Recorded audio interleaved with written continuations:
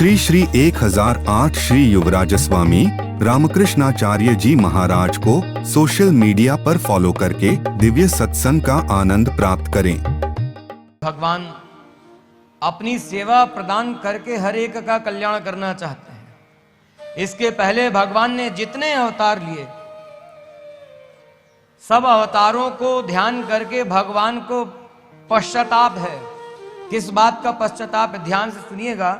भगवान को इस बात का पश्चाताप है कि मेरे बार बार अवतार लेने, जन्म लेने से इसका कुछ लाभ मनुष्यों को, जीवात्माओं को नहीं मिला है ठीक से जैसा मिलना चाहिए। मेरे रूप गुण आदि से लोग व्यामोहित होकर के विमुख रह गए हैं, दूर रह गए हैं। तो क्या करना चाहिए?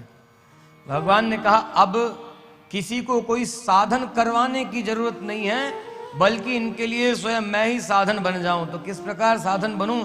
इनके लिए इतना सरल हो जाऊं कि बस किसी भी तरह से संबंध स्थापित हो और इनका कल्याण हो जाए।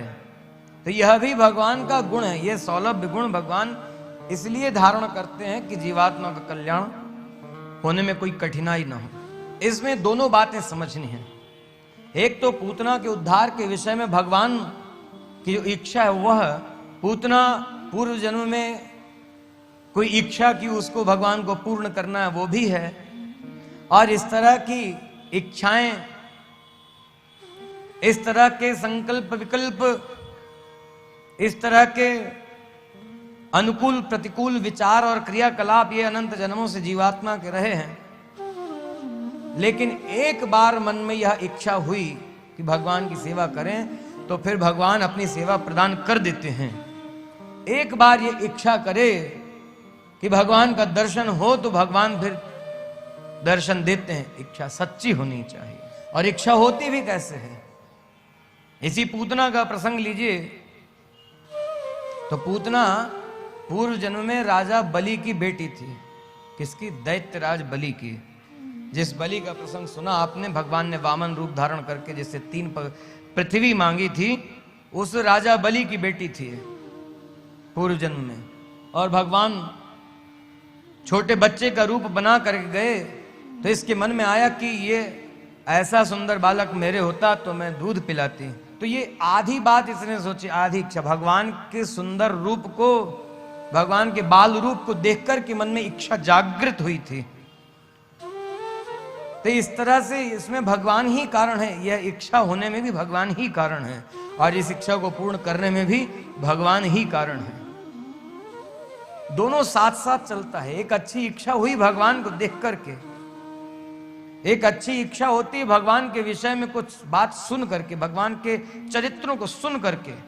लेकिन हमारे जीवन में घटना कोई घटती है, सामने कुछ ऐसा देखते हैं, तो मन में फिर दूसरा भाव भी आ जाता है। और दूसरा भाव इसके मन में क्या आया? इसका नाम था रत्नमाला। राजा बलि की बेटी थी, तब इसका नाम था रत्नमाला। इस नाम की सार्थकता क्या होगी? भगवान के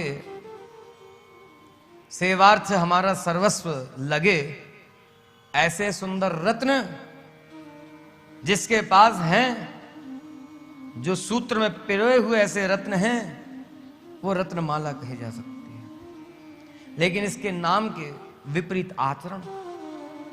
तो एक सुंदर रत्न तो था, लेकिन बाद में क्या सोचा? भगवान ने त्रिविक्रम रूप बना करके सब कुछ ले लिया बलि से। तो इसके मन में आया, अरे तो मार डालने लायक है।